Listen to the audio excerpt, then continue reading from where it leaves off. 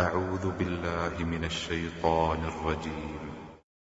واعبدوا الله ولا تشركوا به شيئا وبالوالدين إحسانا وبذي القربى واليتامى والمساكين والجار ذي القربى والجار الجنب والصاحب بالجنب وابن السبيل وما ملكت أيمانكم إن الله لا يحب من كان مختالا فخورا.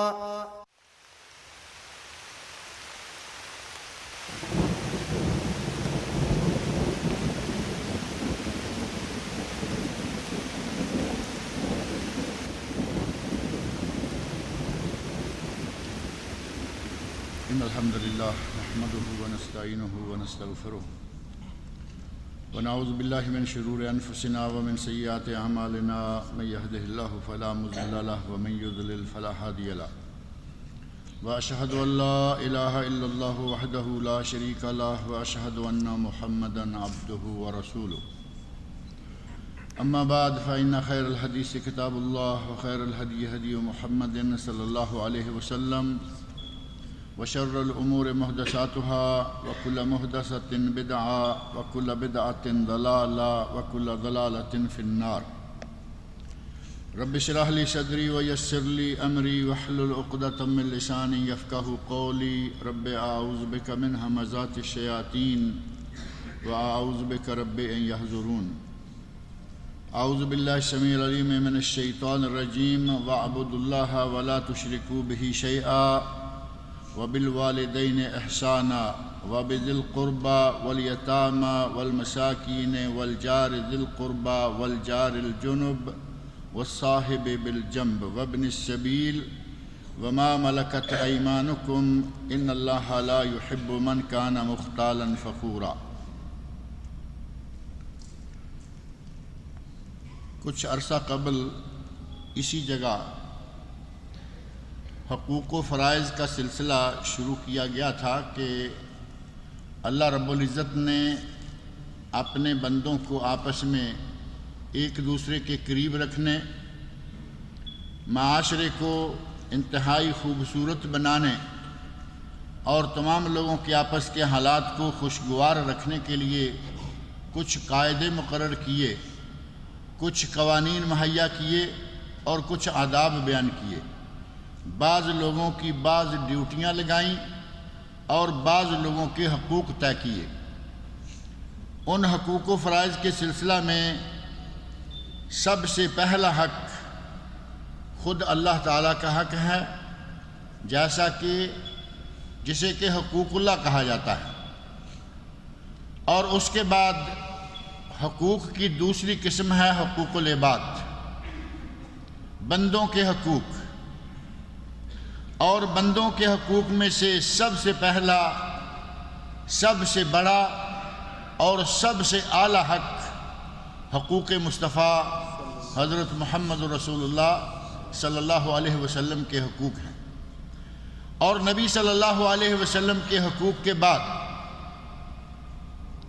اللہ رب العزت نے والدین کے حقوق کا تذکرہ فرمایا. قرآن کریم میں فرمایا وَقَضَىٰ رَبُّكَ أَلَّا تَعْبُدُوا إِلَّا إِيَّاهُ وَبِالْوَالِدَيْنِ إِحْسَانًا.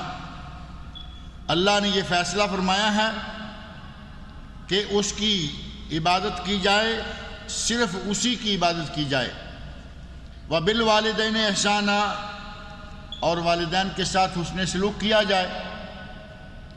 والدین کے حقوق کے بعد اولاد کے حقوق ہیں. جس طرح والدین کے اولاد پر حقوق ہیں، اسی طرح اولاد کے والدین پر بھی کچھ حقوق ہیں. اور پھر استاد کے حقوق، جو انسان کی دنیا میں والدین کے بعد تربیت کرنے کا سب سے اہم رول ادا کرتا ہے. اور اس کے بعد اہم ترین حق جو ہے وہ ہے پڑوسی کا حق، ہمسائے کا حق، حق الجار. آج کے درس میں، آج کے خطبہ میں حق الجار کے بارے میں ہی قرآن کریم کی بعض آیات اور نبی اکرم صلی اللہ علیہ وسلم کے بعض ارشادات ذکر کیے گئے ہیں۔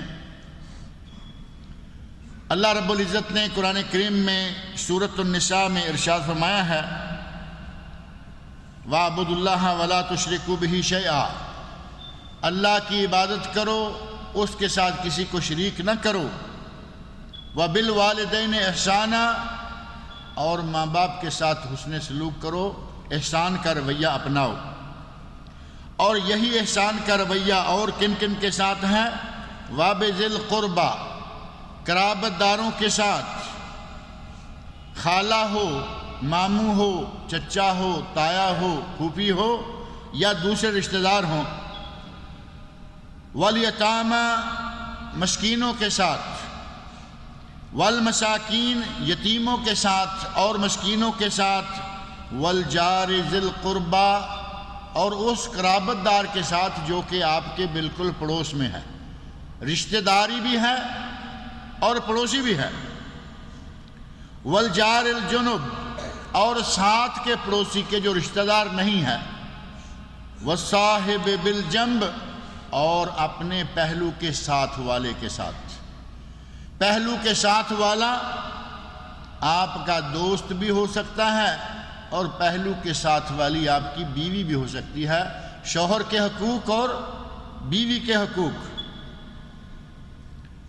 وابن السبیل، اور اگر کوئی مسافر آپ کے حسن سلوک کا مستحق ہے تو اس کے ساتھ بھی حسن سلوک کریں۔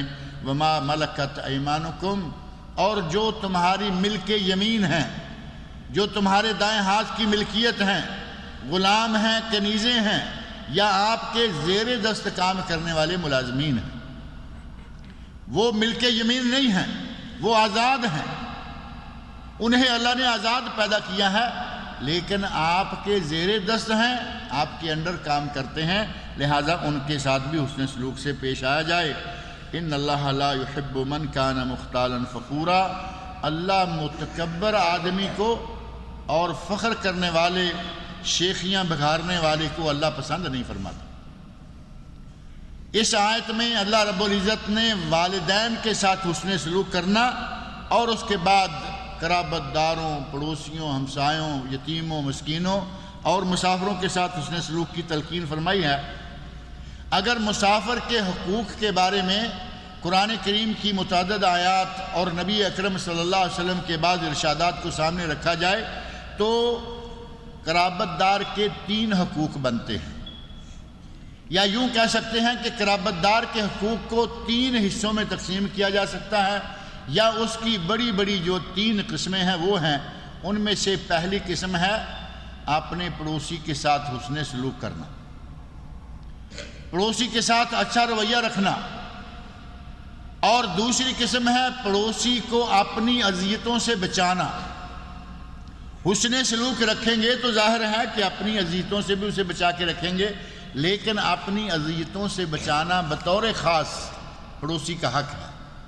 اور تیسری حق کی تیسری قسم کا تعلق بھی اذیت سے ہی ہے، لیکن وہ ہے پڑوسی کی اذیت کو برداشت کرنا اور اس پر صبر و تحمل سے کام لینا۔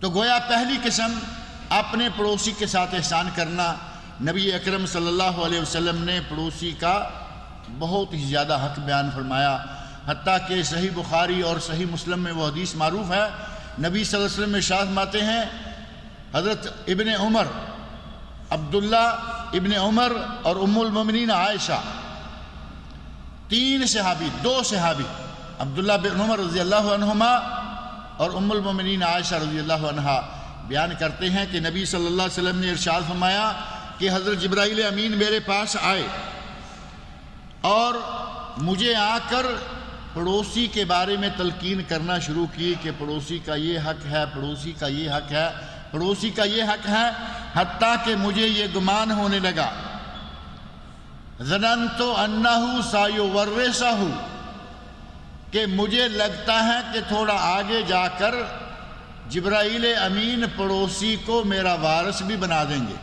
جس طرح میری اولاد میری وارث ہے، یا جس طرح کسی کی اولاد اس کی وارث ہوتی ہے، اسی طرح پڑوسی وراثت میں بھی شریک ہو جائے۔ اللہ رب العزت نے قرآن کریم میں اور نبی اکرم صلی اللہ علیہ وسلم نے حدیث شریف میں پڑوسی کے ساتھ حسن سلوک کا اس انداز سے حکم دیا کہ نبی صلی اللہ علیہ وسلم فرماتے ہیں ظننتو، مجھے لگنے لگا. اب جبرائیل امین مسلسل ایک بات کیے جا رہے ہیں، پڑوسی کا یہ حق ہے، پڑوسی کا یہ خیال رکھنا، پڑوسی کا اس معاملے میں خیال رکھنا، یہ حقوق بیان کرتے گئے یہاں تک کہ مجھے لگنے لگا کہ نبی صلی اللہ علیہ وسلم فرماتے ہیں جبرائیل امین کہیں مجھے اس حد تک تلقین نہ کر دیں کہ پڑوسی تمہاری وراثت میں بھی شریک ہے. پڑوسی کا اس حد تک اپنے دوسرے پڑوسی پر احسان کرنا واجب ہوتا ہے. اور نبی اکرم صلی اللہ علیہ وسلم کا ارشاد صحیح حدیث میں صحیح مسلم میں موجود ہے، وَمَنْ كَانَ يُؤْمِنُ بِاللَّهِ وَالْيَوْمِ الْآخِرِ، جو شخص اللہ کی ذات پر ایمان رکھتا ہے، جس کا قیامت کے دن پر ایمان ہے، فَلْيُحْسِنْ إِلَى جَارِهِ، اس کا فرض ہے، اس پر حق ہے کہ وہ اپنے پڑوسی کے ساتھ حسن سلوک سے پیش آئے. گویا کہ اللہ کی ذات پر ایمان لانے، قیامت پر ایمان رکھنے کے ساتھ نبی صلی اللہ علیہ وسلم نے یہ تاکید کی کہ آدمی کو چاہیے کہ اپنے پڑوسی کا بھی پورا خیال رکھے. اور نبی صلی اللہ علیہ وسلم نے گویا کہ ایمان کے لوازمات، ایمان کے ساتھ جو چیزیں ضروری ہونی چاہیے ان میں سے پڑوسی کے ساتھ حسن سلوک کرنے کو بھی ایک حصہ قرار دے دیا. اور فرمایا من کان یؤمن باللہ والیوم الآخر فلیکرم جارہ، جو آدمی اللہ پر قیامت کے دن پر ایمان رکھتا ہے اسے چاہیے کہ وہ اپنے پڑوسی کا اکرام کرے. پڑوسی کا اکرام کیا ہے؟ پڑوسی کی عزت کرے، پڑوسی کے ساتھ حسن سلوک سے پیش آئے. اور صحیح بخاری و مسلم میں حضرت انس بن مالک رضی اللہ عنہ بیان فرماتے ہیں کہ نبی صلی اللہ علیہ وسلم نے قسم کھائی، والذی نفسی بیدہ، مجھے قسم ہے اس ذات کی جس کے ہاتھ میں میری جان ہے، لا یؤمن عبد، کوئی بندہ اس وقت تک مومن نہیں ہو سکتا حتی یحب لجارہ ما یحب لنفسہ، جب تک کہ وہ اپنے پڑوسی کے لیے بھی وہی چیز پسند نہ کرے جو کہ اپنے لیے پسند کرتا ہے. نبی اکرم صلی اللہ علیہ وسلم نے پڑوسیوں، دوستوں، ساتھیوں، رشتہ داروں کے ساتھ حسن سلوک کی اس انداز سے تاکید فرمائی، قسم کھائی، والذی نفسی بیدہ، قسم ہے اس ذات کی جس کے ہاتھ میں میری جان ہے. عموماً ایک ترجمہ کیا جاتا ہے والذی نفسی بیدہ، قسم ہے اس ذات کی جس کے قبضہ قدرت میں میری جان ہے. بظاہر اس ترجمہ میں کوئی اتنی بات نہیں لگتی، لیکن یہ ترجمہ اگر اس نیت سے کیا جائے کہ اللہ کے لیے ہاتھ کا ثابت کرنا، اللہ کے لیے پاؤں کا ثابت کرنا، اللہ کے لیے سمع کا ثابت کرنا، اللہ کے لیے بصر کا ثابت کرنا. ان اللہ سمیع بصیر قرآن کریم میں ہے یا نہیں؟ اللہ سمیع ہے، سنتا ہے، اللہ بصیر ہے، دیکھتا ہے. اللہ کا ہاتھ ہے، اللہ کا پاؤں ہے. ید اللہ علی الجماع، نبی اکرم صلی اللہ علیہ وسلم فرماتے ہیں کہ اللہ کا ہاتھ کس پر ہے؟ جماعت پر. ایک مٹھ یک مشت رہنا، اس کے ساتھ اللہ کا تعاون ہے، اللہ کا ہاتھ. صحیح حدیث میں اللہ کے ہاتھ کا ذکر ہے، اور صحیح بخاری شریف میں دوسری حدیث صحیح مسلم میں موجود ہے. نبی اکرم صلی اللہ علیہ وسلم فرماتے ہیں کہ جہنم کو جب بھرا جا رہا ہوگا، اس میں انسانوں کو، گناہ گاروں کو، جنوں کو، گناہ گاروں کو ڈالا جائے گا، تو جہنم کہے گی حل من مزید، اے اللہ کچھ اور، اے اللہ کچھ اور، اے اللہ کچھ اور. صحیح حدیث میں نبی صلی اللہ علیہ وسلم سے ثابت ہے کہ اللہ رب العزت اپنا قدم مبارک جہنم میں رکھے گا، تو جہنم سکڑنا شروع ہو جائے گی اور کہے گی کہ بس بس، میں اب بھر گئی ہوں، میں اب بھر گئی. اللہ کا ہاتھ بھی ثابت، اللہ کا پاؤں بھی ثابت، اللہ کا سمع بھی ثابت، اللہ کی بصر بھی ثابت، اور اللہ کی جتنی صفتیں اور جتنے اسماء اللہ کے لیے جو جو کچھ قرآن اور سنت میں ثابت ہے اس سب کو ثابت ماننا ہمارا فرض ہے، ہمارے ایمان کا حصہ ہے۔ توحید کی 3 قسمیں معروف ہیں نا، توحید الوہیت، توحید ربوبیت اور توحید الاسماء والصفات۔ اسماء و صفات میں اللہ کا ہاتھ، اللہ کا پاؤں۔ اب اگر کوئی کہے کہ نہیں، اللہ کے ہاتھ سے مراد صرف اللہ کی قدرت اور طاقت ہے، وہ اللہ کے پاؤں کا کیا ترجمہ کرے گا؟ اور اللہ کی سمع اور بصر کا ترجمہ۔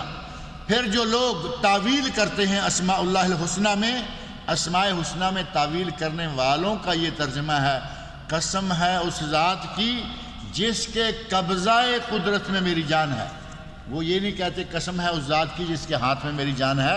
نبی صلی اللہ علیہ وسلم نے صاف لفظوں میں فرمایا، والذی نفسی بیدہ، قسم ہے مجھے اس ذات کی جس کے قبضہ قدرت میں میری جان ہے، جس کے ہاتھ میں بیدہ، ید کس کو کہتے ہیں؟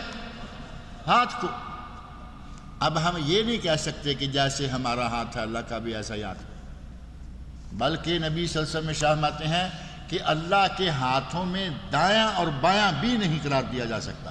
اللہ کے دونوں ہاتھ ہی دائیں ہیں، دونوں ہی یمن، دونوں ہی برکت اور دونوں ہی طاقت والے، لیکن کیسے ہیں ہم نہیں جانتے۔ نبی صلی اللہ علیہ وسلم نے فرمایا، قسم ہے اس ذات کی جس کے ہاتھ میں میری جان ہے، لا یؤمن عبد حتی یحب لجارہ ما یحب لنفسہ، کوئی شخص اس وقت تک مومن نہیں ہو سکتا جب تک کہ وہ اپنے پڑوسی کے لیے وہی نہ چاہے جو اپنے لیے چاہتا ہے۔ اور دوسری حدیث میں نبی صلی اللہ علیہ وسلم فرماتے ہیں، لا یؤمن احدکم حتی یحب لاخیہ ما یحب لنفسہ، کوئی شخص اس وقت تک مومن نہیں ہو سکتا جب تک کہ وہ اپنے مسلمان بھائی کے لیے، حتی یحب لاخیہ کا معنی یہ نہیں ہے کہ وہ اپنے ماں جائے، اپنے ماں باپ شریک، اپنے سگے بھائی، بلکہ جو شخص اپنے مسلمان بھائی کے لیے وہی نہ چاہے جو اپنے لیے چاہتا ہے، اس وقت تک وہ آدمی مومن نہیں ہو سکتا، کامل الایمان نہیں ہوگا، اس کا ایمان ناقص ہوگا۔ اسی طرح اگر کوئی پڑوسی کے لیے وہی چیز نہیں چاہتا جو اپنے لیے چاہتا ہے، اس وقت تک وہ شخص ناقص الایمان ہوگا۔ آدمی کو چاہیے کہ جتنا بھی ہو سکے اپنے پڑوسی کے ساتھ حسن سلوک کرے اپنی طاقت کے مطابق، اور پڑوسی کو اپنے سالن میں سے حصہ پہنچانا کوئی بہت بڑی بات ہے، کوئی مہنگا سودا ہے۔ نبی صلی اللہ علیہ وسلم نے اپنی ایک حدیث میں بہت ہی بہتر انداز اختیار فرمایا۔ حضرت ابو ذر غفاری رضی اللہ عنہ بیان کرتے ہیں، جو کہ صحیح مسلم میں حدیث ہے۔ حضرت ابو ذر غفاری کہتے ہیں کہ مجھے نبی صلی اللہ علیہ وسلم نے وصیت فرمائی اور فرمایا کہ ابو ذر، اذا طبخت مرقا، اے ابو ذر جب سالن پکاؤ تو کیا کرو، اس سالن میں فاکثر ماءھا، تھوڑا پانی زیادہ ڈالو۔ اب دال پکا رہے ہیں، آپ اسے روسٹ کر کے کھائیں گے تو دال ہی ہے، اور اگر اس میں تھوڑا سا پانی ڈال دیں گے تو وہ 2 گنا ہو جائے گی اور انشاءاللہ ٹیسٹ بھی رہے گا۔ اب کہیں کہ نالے چوپڑیاں اور نالے 2 اگر ثواب لینا ہے تو تھوڑا سا اپنے ٹیسٹ کے لیول کو کم کر لیں گے، آپ کی دال روسٹ نہیں رہے گی بلکہ مزیدار دال، لیکن اس میں تھوڑا سا رس مسا پانی بھی ہے، دال 2 گنا ہو گئی۔ آپ 2-4 پڑوسیوں کو 1-1 پلیٹ بھیج سکتے ہیں۔ گوشت پکا رہے ہیں، آپ نے بھون کر گوشت کھانا ہے، کھائیے، بھون کر گوشت کھائیے، کوئی منع نہیں، لیکن اگر آپ اپنے پڑوسی کے ساتھ حسن سلوک کرنا چاہتے ہیں، ابو ذر غفاری رضی اللہ عنہ، آپ نے اپنے صحابی کو نام لے کر یا ابا ذر، اور یہ شریعت ابو ذر رضی اللہ عنہ اکیلے کے لیے نہیں ہے، بلکہ یہ شریعت قیامت تک کے ہر مسلمان کے لیے ہے کہ اگر پڑوسی کے ساتھ حسن سلوک کرنا چاہتے ہو تو اپنے سالن میں تھوڑا سا پانی زیادہ کر لو۔ آپ بھونا ہوا گوشت کھانے کی بجائے آلو گوشت، کدو گوشت، کوئی بھی چیز ایسی جس میں پانی ڈالا جا سکتا ہے، شوربہ بنایا جا سکتا ہے، اور اگر پانی اور شوربہ ہو، نبی اکرم صلی اللہ علیہ وسلم کو جو چیزیں بہت پسند ہیں، مسجد مصعب بن عمیر میں جو اتوار کا درس ہمارا چل رہا ہے، اس میں پچھلے اتوار سے سلسلہ شروع ہوا تھا نبی صلی اللہ علیہ وسلم کو کیا پسند ہے، بلکہ پچھلے کئی اتواروں سے۔ ان میں سے ایک چیز یہ ہے کہ نبی صلی اللہ علیہ وسلم کو کدو بڑا پسند تھا۔ ہم کہتے ہیں کہ دال کدو یہ کوئی کھانا ہے، نبی صلی اللہ علیہ وسلم کو کدو بڑا پسند تھا۔ دال کی طبیعت گرم اور کدو کی طبیعت ٹھنڈی۔ ڈاکٹروں سے پوچھو، حکیموں سے پوچھو، سالن معتدل، گوشت گرم اور کدو ٹھنڈا۔ نبی اکرم صلی اللہ علیہ وسلم کی دعوت کی صحابی نے اور کدو گوشت تیار کیا، اور ظاہر ہے کہ اس میں ہماری طرح بھونا بھونی والا کھاتا نہیں تھا، پڑوسیوں کو بھی دینا ہے، مہمان بھی ہیں، خیال رکھا۔ اس میں پانی ہے۔ صحابی جو نبی صلی اللہ علیہ وسلم کے ساتھ کھانا کھا رہے ہیں اور حضرت انس رضی اللہ عنہ وہ بھی موجود ہیں، کہتے ہیں کہ نبی صلی اللہ علیہ وسلم برتن میں سے، اب برتن ہماری طرح چھوٹی ہی پلیٹ تو ہوا نہیں کرتی تھی نا، 4-6 لوگوں کے کھانے کا بڑا برتن۔ یہاں عربوں میں آج تک آپ وہ صحن دیکھتے ہیں، 6 آدمی 8 آدمی آرام سے بیٹھ کر کھا سکتے ہیں۔ 8 آدمی ہماری پلیٹ پہ بیٹھ ہی نہیں سکتے۔ ہماری پلیٹ پر 2 بیٹھ گئے، حد سے حد 3 بیٹھ گئے، 6-8 والی بات نہیں ہے۔ نبی صلی اللہ علیہ وسلم کے ساتھ 5 مہمان ہیں، 6 آپ خود ہیں۔ صحابی کہتے ہیں کہ نبی صلی اللہ علیہ وسلم گوشت کو تلاش کر کے اس کے پیچھے لگ کے اس کو پکڑ پکڑ کے کھا رہے تھے، کدو کو، گوشت کو نہیں، کدو کو۔ حدیث کے الفاظ ہیں، نبی اکرم صلی اللہ علیہ وسلم کانا یتتبع الدبا، نبی صلی اللہ علیہ وسلم کدو کو تلاش کر رہے تھے، تتبع، پیچھے لگے ہوئے۔ پانی میں آپ کدو نرم ہو جاتا ہے، پانی میں آپ ایسے پکڑتے ہیں تو کبھی ایسا ہوتا ہے کہ ہاتھ سے چھوٹ گیا، اب وہ ایسے تو کوئی پکڑے گا نہیں نا سالن میں سے چیز، 2 انگلی سے 3 انگلی سے پکڑتے ہیں، وہ کدو کا پیس آگے نکلا۔ صحابی نے وہ منظر دیکھا تو وہ کہتے ہیں کہ میں نے دیکھا نبی اکرم صلی اللہ علیہ وسلم کانا یتتبع الدبا، دبا کدو کو کہا جاتا، نبی صلی اللہ علیہ وسلم کدو کا پیچھا کر کے پکڑ پکڑ کر اس کو چن چن کے کھا رہے تھے۔ کدو گوشت پکائیے، اس میں شوربہ ہوگا، اور سرائکی علاقہ جو ہے ملتان اور اس کے آگے رحیم یار خاں اور وہ سائڈ، سرائکی علاقہ میں اس سالن کو، یہاں کچھ لوگ ہوں گے ہمارے ایک دوست، اللہ تعالیٰ ان کی مغفرت فرمائے، وہ پچھلے سال 13 ذوالحج کو فوت ہو گئے، بہت بڑے عالم، بہت بڑے ریفارمر، اور کوٹ ادو میں انہوں نے بہت بڑے بڑے ادارے قائم کیے، شیخ عبداللہ قادر بخش رحمۃ اللہ علیہ۔ وہ اس سالن کو کہا کرتے تھے شڑگول، سرائکی والے جانتے ہوں گے، گوشت اور کدو لیکن اس میں تھوڑا کھلا پانی، شڑگول۔ آپ اگر شڑگول پکائیں گے، آپ کی ہانڈی میں 2-4 پڑوسی آرام سے حصہ ڈال سکتے ہیں۔ آپ گوشت نہ بھیجیے، آپ کریلے گوشت پکائیں نہ بھیجیے، نبی صلی اللہ علیہ وسلم فرماتے ہیں کم از کم بکری کا کھر ہی پڑوسی کو بھیج دیجیے۔ جب آپ کھر پکائیں گے تو کھر ہی بھیجیں گے نا، مراد یہ کہ سری پائے پکائے ہوئے ہیں، سری پائے پکائے ہوئے ہیں۔ آپ یہ نہ سمجھیں کہ اب یہ کوئی بھیجنے کی چیز ہے، پائے پکائے ہوئے ہیں، ہمارا تو شوق ہے پڑوسی کھاتا۔ نبی اکرم صلی اللہ علیہ وسلم فرماتے ہیں کہ اگر کوئی عورت سالن پکانے لگے، بلکہ آپ نے بتایا یا نساء المسلمات، اے مسلمان عورتوں، کھانا تیار کرتے وقت یاد رکھو، لا تحقرن جارۃ لجارتها، کوئی پڑوسن اپنی پڑوسن کو اتنا سا سالن بیچنا حقیر نہ سمجھے۔ کتنا؟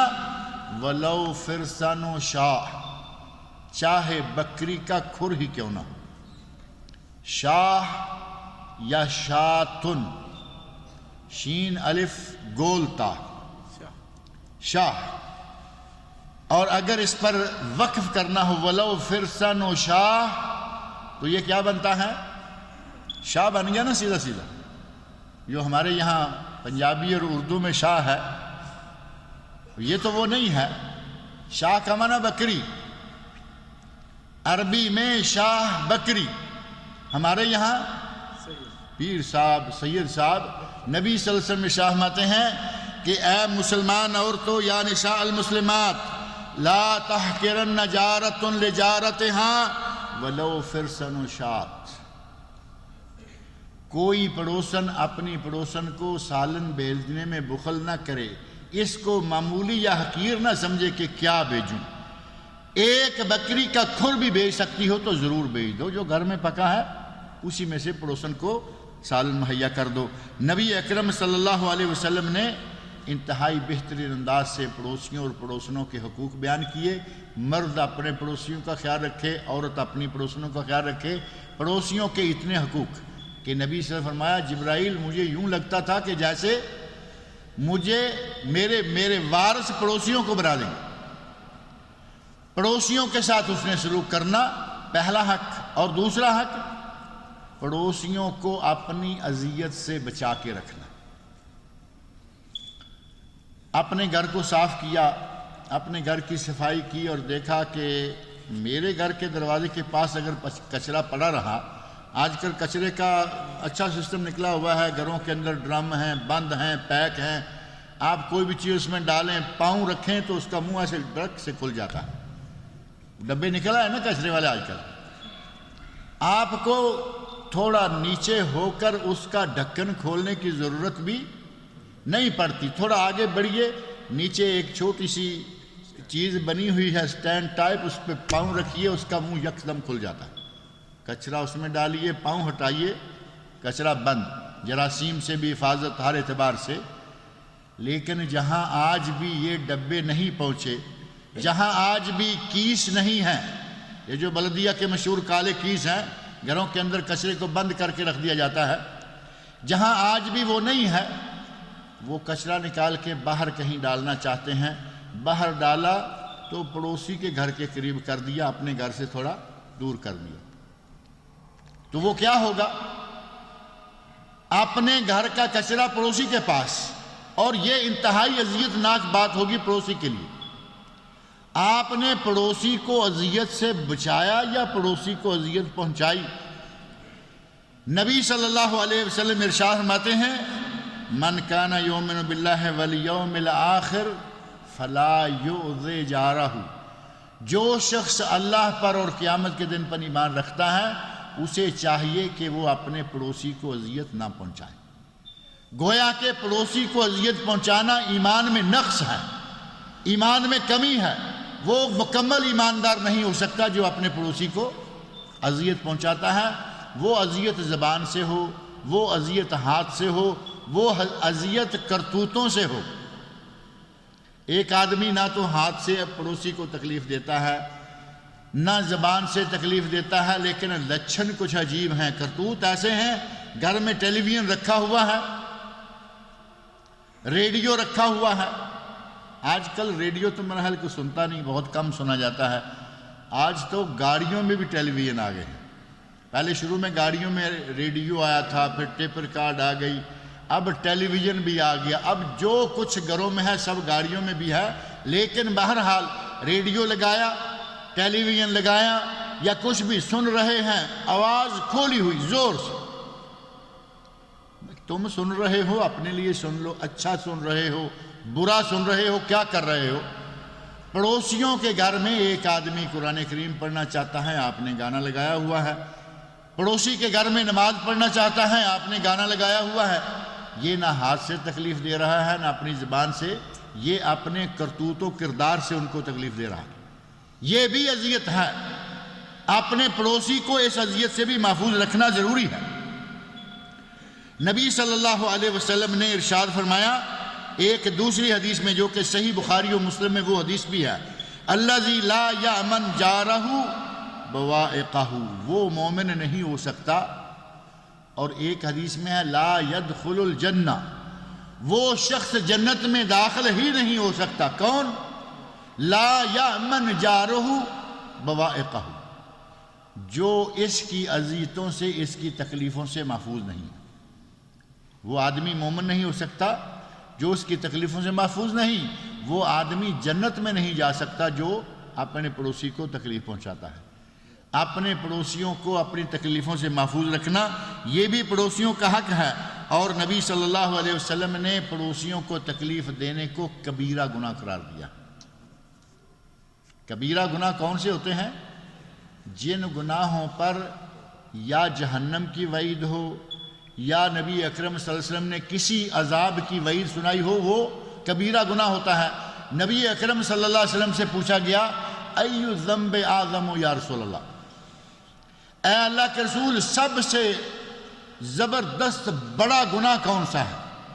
اعظم، عظیم، عظیم گناہ، عظیم عظمت والے کے حساب سے نہیں، برائی کے حساب سے سب سے برا اور بڑا ہونے کے اعتبار سے سب سے بڑا گناہ کون سا ہے؟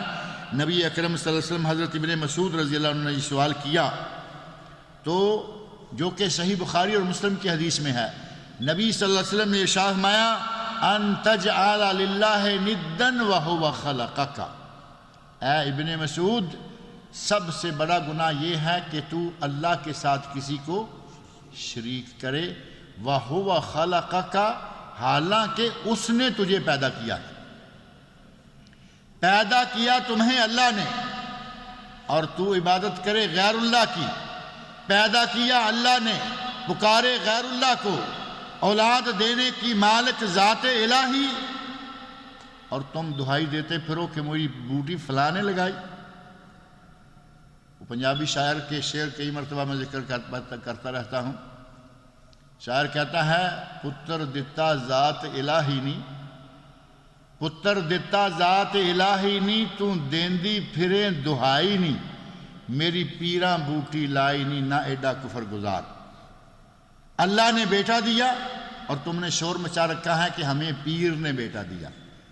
شاعر کہتا ہے اتنا کفر نہ کرو، کوئی پیر کسی کو کوئی بیٹا وغیرہ دے ہی نہیں سکتا. پیدا کیا اللہ نے، عبادت کرو غیر اللہ کی. نبی صلی اللہ علیہ وسلم فرماتے ہیں کہ تم ان تجعل للہ ندا، سب سے بڑا گناہ یہ ہے کہ تم کسی کو اللہ کا شریک بناؤ. وَهُوَ خَلَقَكَ، کہتے ہیں میں نے عرض کیا ثم ایو، حضرت ابن مسعود کہتے ہیں میں نے پوچھا یا رسول اللہ اس کے بعد دوسرا بڑا گناہ کون سا ہے؟ تو نبی صلی اللہ علیہ وسلم نے فرمایا ان تقتل ولدک مخافتا ان یأکل معک، تم اپنے بیٹے کو قتل کر دو اس ڈر سے کہ یہ تمہارے ساتھ کھائے گا پیے گا، تو تم اتنا خرچہ کہاں سے لاؤ گے؟ اب یہ نبی صلی اللہ علیہ وسلم کے عہد مبارک میں قتل کرنے کے جو انداز تھے وہ یہ تھے کہ بچہ پیدا ہو گیا، لڑکی ہے تو اسے زندہ درگور کر دیا. اور وہ کھانے پینے کے ڈر سے نہیں ہوا کرتا تھا.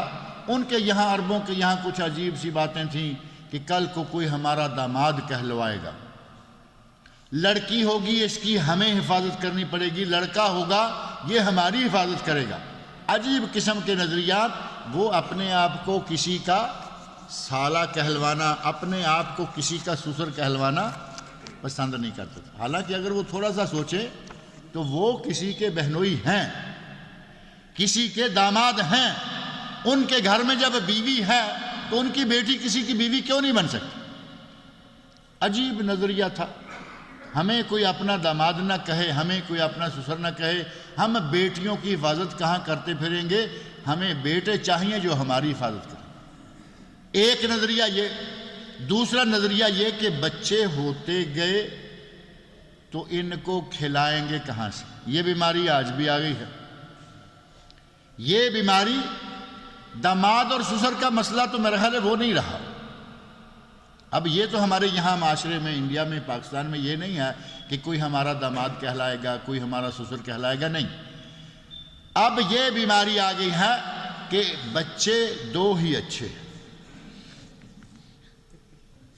ہم نے وہ ایسے ٹوٹ کے اکٹھے کر لیے ہیں، بچے دو ہی اچھے، اور چھوٹا کنبہ بڑی خوشحالی، چھوٹا کنبہ خوشحال گرانہ، چھوٹا کنبہ بڑی خوشحالی۔ ہم نے عجیب قسم کے یہ فکرے بنا لیے ہیں۔ اب یہ بیماری آ گئی، ہم سمجھتے ہیں کہ میں کما کے کھلا رہا ہوں۔ آج تو بڑی عمر کی بوڑھی اماں بھی کہتی میرا ایک بیٹا ہے، دیکھو بیچارے کے بچے ہی پیدا ہوئے چلے۔ اتنا زوردار پروپیگنڈا کر دیا کہ بوڑھی عورت بھی بیچاری ان کے پروپیگنڈے میں آ گئی۔ اور پروپیگنڈا جس دنوں میں پاکستان میں شروع ہوا تھا، ان دنوں بڑا عجیب سا موضوع بن گیا ایک، جس حکومت کی طرف سے یہ پروپیگنڈا شروع کیا گیا، فیملی پلاننگ کا کھاتا سٹارٹ ہوا، اس حکومت کے حاکم کی بیٹی کے یہاں ٹوین بچے پیدا ہو گئے۔ حاکم کی بیٹی، حاکم کی طرف سے یہ ساری مہمیں ہوتی ہے نا، حاکم نے اعلان کر دیا کہ ملک میں ہم نے یہ اور یہ کرنا ہے، فیملی پلاننگ کرنی ہے، اور سب کو اپنے کنبے کو چھوٹا کرنا ہے، یہ اور وہ اور یہ، اور بیٹی کے یہاں ٹوین دو بچے جڑواں پیدا ہو گئے۔ اور اس وقت ایک شعر کہا گیا، اس میں چونکہ اس شخص کا نام آتا ہے وہ میں چھوڑ دیتا ہوں، لیکن کہا گیا کہ ہمارا صدر کہے نو نو نو نو، یعنی بچے پیدا نہ کرو، ہمارا صدر کہے نو نو، اور بیٹی جنے دو دو۔ یہ شعر بدل گیا ہے، الٹ پلٹ ہو۔ ہمارے یہاں یہ بیماری آ چکی ہے کہ ہم بھی اب انگریزوں کے کہنے میں آ گئے۔ انگریزوں نے کہا کہ مسلمان بڑھتے جا رہے ہیں، ان میں جتنے مسلمان بڑھیں گے ان کے مجاہدین بڑھیں گے، مسلمانوں کی قوت، مسلمانوں کے ہاتھ میں تلوار، مسلمانوں کے ہاتھ میں کلاشن کوف، جتنے زیادہ لوگوں کے ہاتھ میں آئے گی ہمارے لیے اتنا خطرہ ہوگا، ان کے بچے کم کرو۔ کہا بس دو اور بس۔ اگر کوئی اس ڈر سے، اور ان کو کہا گیا، ان کے دماغ میں اتنا انجیکشن لگایا گیا کہ 4-6 بچوں کو پالو گے کیسے؟ عورتوں کو کہا کہ 2 بچے جننے کے بعد اگر سٹاپ کر لیا جائے جوانی قائم رہتی، عورت جوان رہتی ہے، بوڑھی نہیں ہوتی، یہ نہیں ہوتا وہ نہیں ہوتا۔ آپ نے یقیناً ایسی عورتوں کو دیکھا ہوگا جنہوں نے 2 بچے جننے کے بعد یہ سٹاپ لگائے ہوئے ہیں، ہر وقت سانستی کھانستی، موٹی پتلی، کوئی نہ کوئی بیماری لگی ہوئی۔ بچے کو، فطرت کو روک دینا یہ تو بذات خود بیماری۔ اگر وہ دوائیاں کھاتی ہیں تو سائیڈ ایفیکٹ کی بیماری۔ ٹیم صاحب، اگر دوائیاں کھا کے بچہ روکتی ہیں تو سائیڈ ایفیکٹ، اور اگر کوئی دوسرا کام کرتی ہیں تو کوئی نہ کوئی بیماری۔ جتنے لوگوں نے یہ حرکت کی، یہ کرتوت اپنائے، وہ بیمار ہیں، عورتیں بیمار ہیں۔ لیکن وہ بات چونکہ بنی ہوئی ہے، نہیں جی کنبہ چھوٹا رکھنا ہے، زیادہ نہیں کرنا، یہ نہیں کرنا، وہ نہیں کرنا۔ نبی اکرم صلی اللہ علیہ وسلم نے فرمایا تھا، تزوجوا الولود الودود، پیار کرنے والی، زیادہ بچوں کو جنم دینے والی عورت سے شادی کرو۔ فَإِنِّي مُكَاثِرٌ بِكُمُ الْأُمَمَ يَوْمَ الْقِيَامَةِ، میں قیامت کے دن اپنی امت کی کثرت پر فخر کروں گا۔ اب جب ہم دو، ہمارے دو، چھوٹا کنبہ یہ اور وہ، جب یہ ہوگا تو نبی صلی اللہ علیہ وسلم کے فخر کا آپ نے کیا انتظام کیا؟ ہمیں تو چاہیے تھا کہ نبی کی امت میں اضافہ کریں۔ ہم نے کہا جی وہ کھائیں گے کہاں؟ اللہ کے بندے، آپ بچوں کا سوچ کے کہہ رہے ہو، آپ کبھی یہ تو سوچو کہ تم کیا خود کما کے کھاتے ہو؟ اللہ رب العزت چاہے تو آدمی چارپائی سے نیچے پاؤں نہ رکھ پائے، اور ایسے کتنے لوگ موجود ہیں آپ کے سامنے۔ ہاسپٹل میں چکر لگا کے دیکھیے، بازو ادھر باندھا ہوا ہے، دوسرا ادھر باندھا ہوا ہے، ٹانگیں دونوں اس طرح باندھی ہوئی ہیں، اتنے لمبے لمبے لوہے کے قابلے، عجیب قسم کے میں وہاں مریض آپ کو نظر آئیں گے۔ اللہ کا شکر کریں کہ اللہ نے صحت عطا کی ہوئی ہے، عقل دی ہوئی ہے، ہنر دیا ہوا ہے، اللہ کی رحمتوں کے نتیجہ میں تم کما کے اپنا پیٹ پالتے ہو، بچوں کا پیٹ بھی وہی ذات پالے گی، تمہارے ہاتھوں سے پالے گی۔ اور قرآن کریم میں 2 جگہ اللہ نے فرمایا لا تقتلوا اولادکم من املاق، ایک یہ کہ بچوں کو قتل نہ کرو من املاق، غربت کی وجہ سے، اور دوسری جگہ تو انتہائی باریک نقطہ قرآن کریم نے فرمایا لا تقتلوا اولادکم خشیۃ املاق، محض غربت یا فقر کے ڈر سے، محض ڈر، خدشہ، فقر ہے نہیں، خدشہ پالے ہوئے ہیں کہ کہیں ہم، اللہ سے اس کی رحمتیں مانگو، اللہ بچے دے گا تو اللہ ان کے لیے رزق بھی دے گا۔ ایک بچے کے لیے اللہ رزق دیتا ہے، 2 کے لیے دیتا ہے، وہ 10 کے لیے بھی دیتا ہے، دے سکتا ہے یا نہیں؟ اللہ دیتا ہے۔ لہذا وہ بات کہ ہم کیسے پالیں گے، ہم اس کو پڑھائیں گے کیسے، ہم ایسے اور ویسے، یہ سارے اندیشہ ہے، دور دراز کو چھوڑیں۔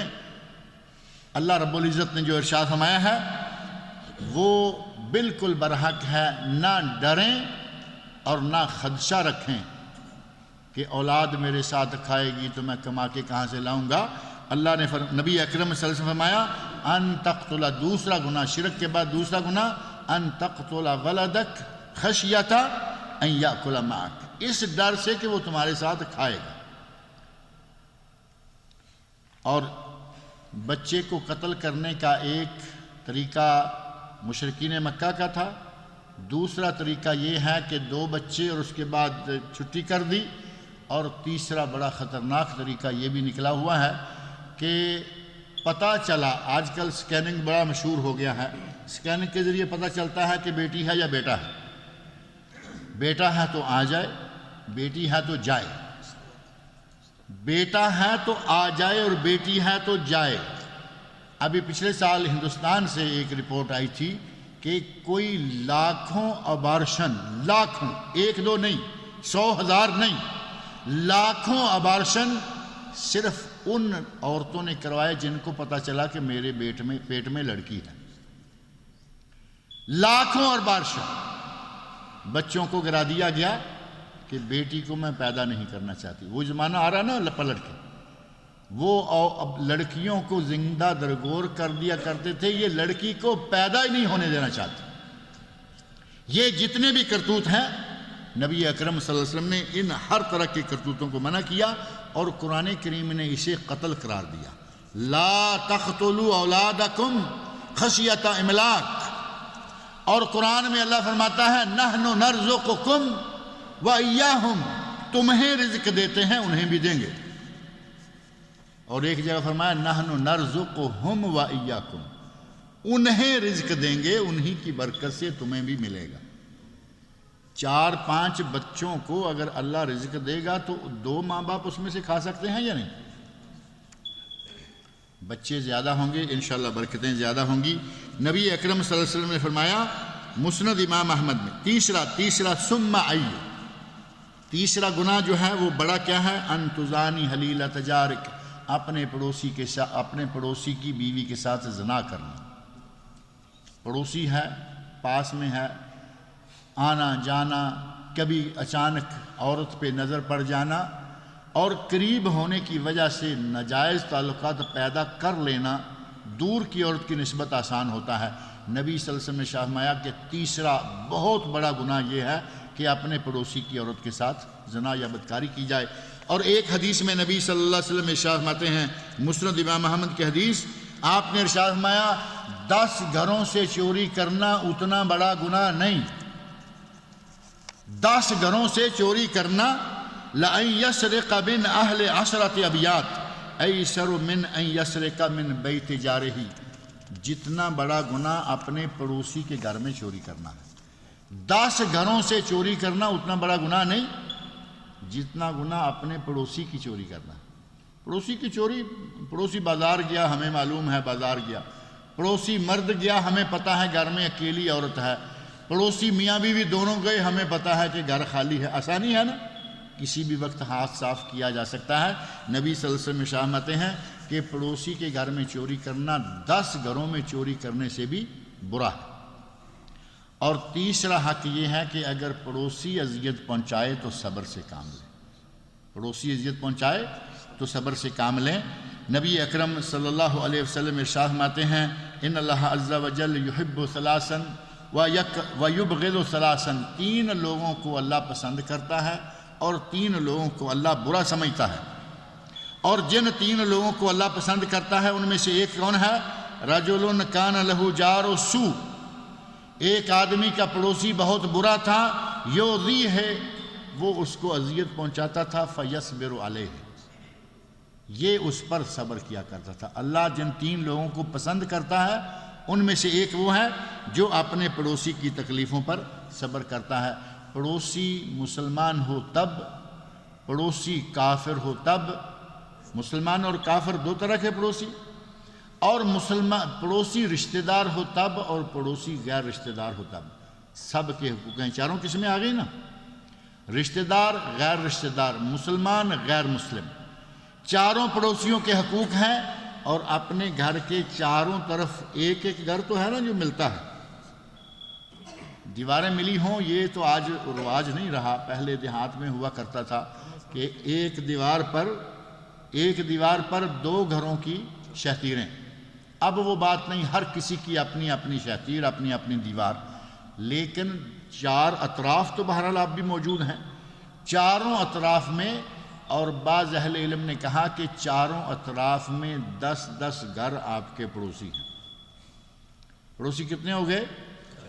40 گھر، بہترین محلہ، یہ محلہ آپ کا ہے، ان کے ساتھ حسن سلوک کی کوشش کریں۔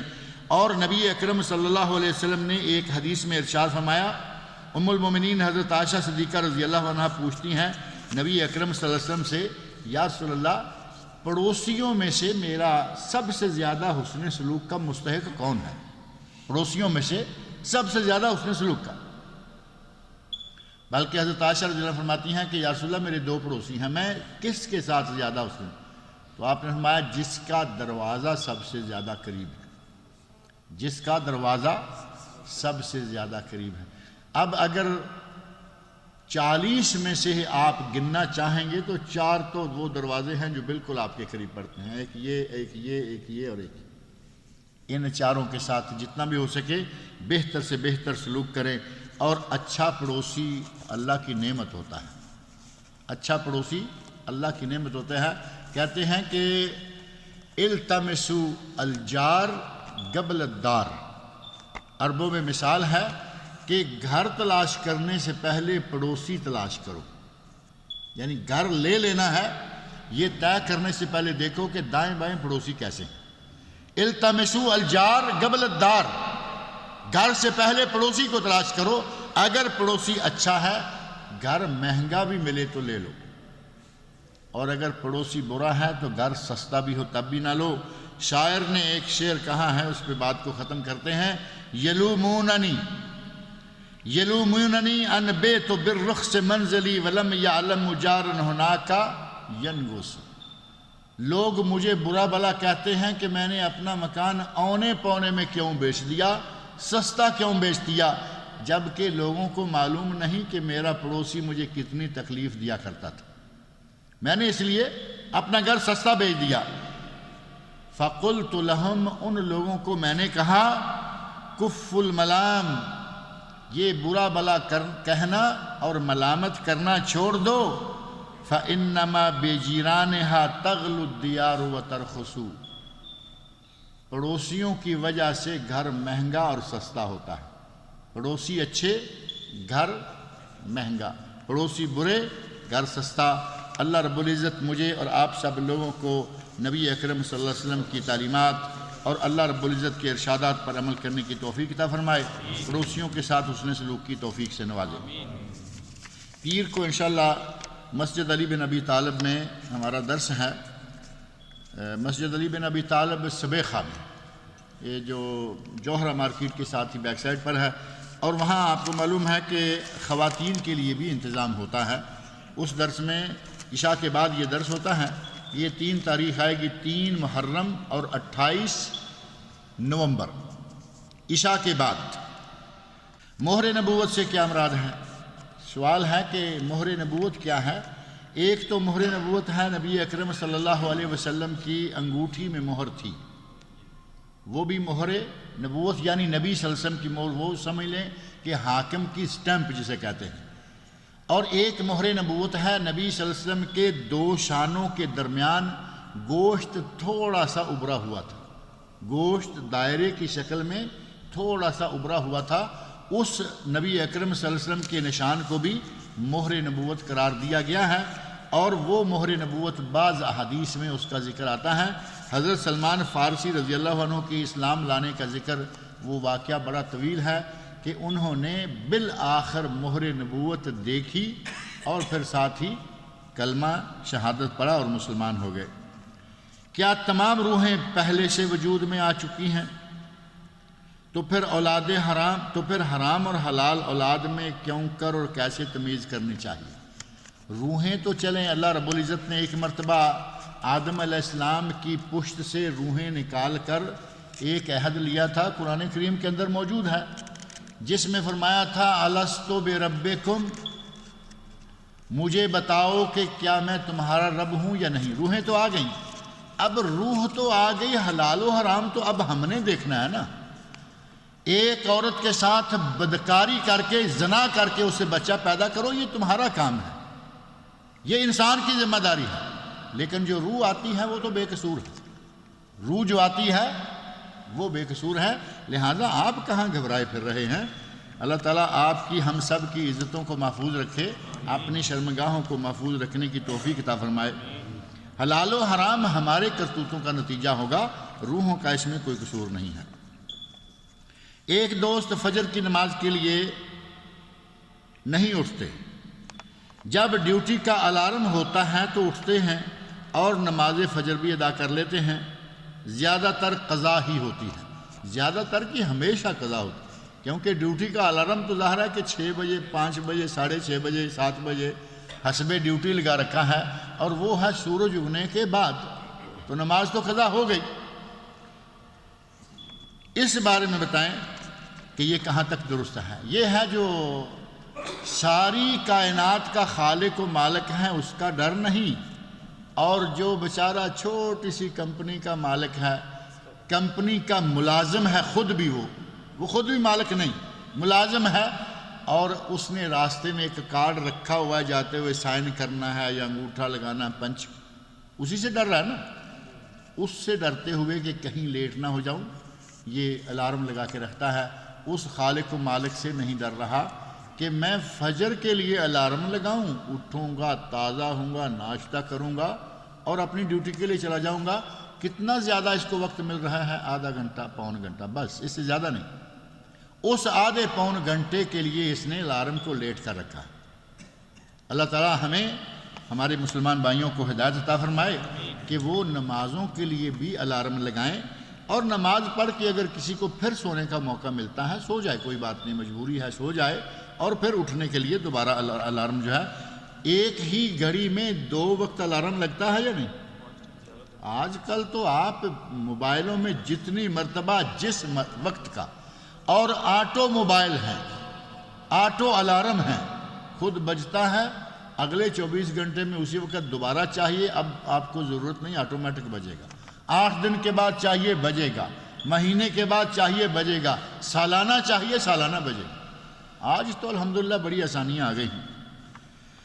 شیخ ابن باز رحمۃ اللہ علیہ کا ایک فتویٰ ہے، اس کی وضاحت فرمائیں جو شیخ نے ایسے الارم لگا کر سونے والوں کے بارے میں دیا ہے۔ یہی بات جو میں نے ذکر کی ہے، علامہ ابن باز رحمۃ اللہ علیہ کا واقعی سلسلہ میں ایک فتویٰ ہے، انہوں نے کہا کہ جو آدمی نماز چھوڑتا ہے اور ڈیوٹی کے لیے جاتا ہے اسے اللہ سے ڈرنا چاہیے، کیونکہ یہ حق پہلے اللہ کا ہے کہ اٹھیں اور نماز ادا کریں، دوسرا حق ہے کمپنی والوں کا، ان کے لیے بھی جائیے اور وقت پر ڈیوٹی دیجیے۔ فجر اور مغرب کی نماز کے بعد بغیر کسی سے بات کیے یہ دعا 3 مرتبہ یا 3 سے زیادہ پڑھنا مسنون ہے۔ اللہم آجرنی من النار، اس دعا کا 7 مرتبہ پڑھنا مذکور ہوا اللہم اجرنی من النار 7 مرتبہ، لیکن وہ حدیث سند کے اعتبار سے کیسی ہے اس وقت میرے ذہن میں نہیں ہے۔ بہرحال 7 مرتبہ کا ذکر جو ہے وہ ملتا ہے اس روایت میں۔ کیا غیر مسلم کے ساتھ کھانا کھایا جا سکتا ہے؟ اگر غیر مسلم شراب نہیں پیتا، اگر غیر مسلم خنزیر نہیں کھاتا، اگر غیر مسلم صاف ستھرا ہے اور آپ کا جی چاہتا ہے کھانا کھانے کو تو کھا سکتے ہیں، اور اگر کسی کا کسی گندے قسم کے مسلمان کے ساتھ بھی کھانے کو جی نہیں چاہتا تو نہ کھائے۔ یہ بات جھوٹے میٹھے کی نہیں، یہ بات ہے گندے اور صاف کی۔ مسلمان ہے کچرا قسم کا، گندا قسم کا، شرک بھی کرتا ہے، بدعات بھی کرتا ہے، اول پھول بھی کھاتا ہے۔ اول پھول سمجھنا، مسلمان ہو کر شرابیں پیتا ہے، جو آئے کھا جاتا ہے، ایسے مسلمان کے ساتھ بھی نہ کھائیں تو آپ کی مرضی۔ لیکن غیر مسلم کے ساتھ کھانا چاہتے ہیں تو اگر آپ کو معلوم ہے کہ اس کے برتن میں خنزیر، اس کے برتن میں شراب، یہ کھاتا اور پیتا رہتا ہے، اس کے ساتھ بالکل نہ کھائیں، اس کے گھر میں تو بالکل نہ کھائیں۔ اور ایک غیر مسلم ہے جو اپنی Holi, Diwali, Christmas, new year ان کی پارٹیاں کرتا ہے، وہ چاہے کہیں سے بنوا کے لے آئے، وہ چاہے آپ کے کسی مسلمان بھائی سے کٹوا کے پکوا کے لا کے رکھ دے، وہ پھر بھی کھانا حرام ہے، ناجائز ہے، کیونکہ غیر مسلموں کے تہواروں کا کھانا اور غیر مسلموں کے تہواروں پر انہیں مبارکباد دینا، جیسے ہمارے یہاں مشہور ہے merry Christmas, happy Christmas, happy Diwali, happy Holi, happy happy happy, ہر کسی کو ہیپی کیے چلے جا رہے ہیں۔ اس کا معنی یہ ہے کہ تم سب ہیپی نیو ایئر، یہ تو مسلمانوں کا آ رہا ہے، یہ تو ہندوؤں کا نہیں ہے، وہ تھوڑا آگے جا کے ہیپی نیو ایئر وہ بھی آ رہا ہے۔ کیا مغرب کی نماز کے بعد 3 دفعہ اعوذ باللہ السمیع العلیم من الشیطان الرجیم اور پھر سورۃ الحشر کی آخری 3 آیات پڑھنا ٹھیک ہے؟ سورۃ الحشر کی آخری 3 آیات افحسبتم سے یا کوئی اور ہیں؟ هو اللہ الذی لا الہ الا اللہ۔ ایک روایت میں یہ ذکر بھی مذکور ہے، لیکن میرا خیال ہے کہ وہ روایت جو ہے وہ سند کے اعتبار سے صحیح نہیں ہے۔ پہلی 4 آیت ہے لو انزلنا ھذا القرآن علی جبل لرأیتہ خاشعا متصدعا من خشیۃ اللہ۔ ہماری کمپنی ایک مصری ہے،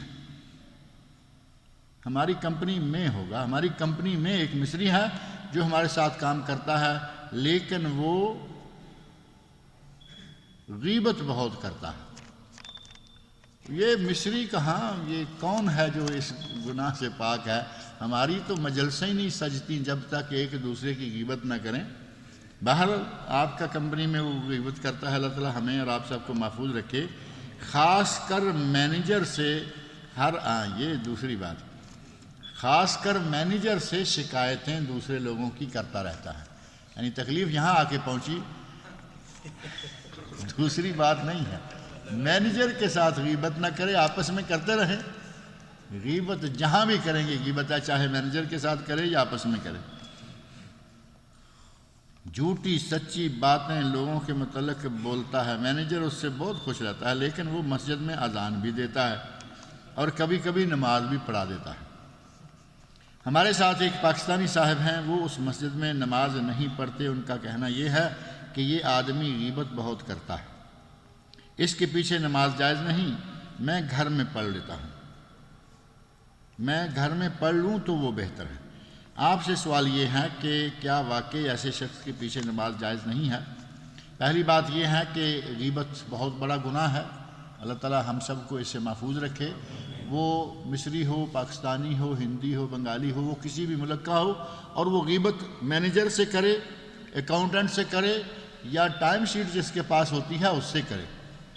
ایسے لوگ بھی تو ہیں نا، لیٹ جاتے ہیں لیکن ٹائم پورا لکھا ہوا ہے، جلدی آتے ہیں ٹائم پورا لکھا ہوا ہے، اور وہ کبھی بھی اوور ٹائم نہیں کرتے، لیکن ان کا اوور ٹائم ہر مہینے آ رہا۔ پچھلے جمعہ میں یہ بات تھی نا، پچھلے جمعہ میں، تو یہ ساری اگر کوئی آدمی آپ کی کرتوتوں کو صحیح طور پر مینیجر پہنچا رہا ہے، آپ کو تو وہ غیبت ہی لگے گی، لیکن ہو سکتا ہے کہ اس کی بھی ڈیوٹی لگائی گئی ہو کہ کون کمپنی میں غلط کاریاں کر رہا ہے، اس کی ہمیں اطلاع دو۔ کمپنی کے نظام کو بہتر کرنے کے لیے حکومت کا ایک نظام جاسوسی ہوتا ہے، سسٹم ہے، تو یہ نہیں کہ ہر کسی کو ہر حال میں آپ کہیں گے کہ یہ غیبت۔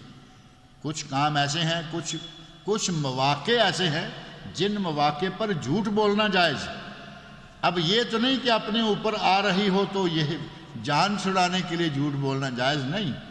دو بھائیوں میں صلح کرانا، دیکھیں مقصد کیا ہے، دو بھائیوں میں صلح کرانا ہو اس وقت جھوٹ بولنا جائز۔ آپ جنگ میں ہیں، جانا ادھر ہے، ادھر کا اعلان کر دیں، کوئی حرج نہیں ہے، کیونکہ الحرب خدا، جنگ تو نام ہی دھوکے کا ہے، جس طرح بھی کوئی کسی پہ قبضہ کر سکے یا غلبہ پا سکے۔ لہذا ایسا آدمی جو حکومت کے ساتھ ایک سرکاری تعلق کی وجہ سے یا کمپنی کے ساتھ سرکاری تعلق کی وجہ سے آپ کی غیبت کرتا ہے، پہلی بات یہ ہے کہ اپنا پلہ پاک کریں، یہ کمیاں کوتاہیاں چھوڑ دیں۔ مینیجر خوش رہے یا نہ رہے، آپ اپنا کام صحیح کریں گے، انشاءاللہ آپ کی غیبت کوئی کر نہیں پائے گا۔ اب رہا یہ کہ وہ کبھی اذان دیتا ہے، کبھی وہ جماعت کرا دیتا ہے، اگر آپ اس کی جگہ کوئی بہتر آدمی لگا سکتے ہیں اس کو لگا دیجئے، اور اگر آپ وہ بھی نہیں کر سکتے تو آپ کا کام ہے نماز پڑھ لیں، آپ کی نماز ہو جائے گی۔ گھر میں اکیلے نماز پڑھنے سے ایسے سرکاری ملازم کے ساتھ نماز پڑھ لینا بہتر ہے۔ اللہ رب العزت مجھے اور آپ سب لوگوں کو نیک عمل کی توفیق دے۔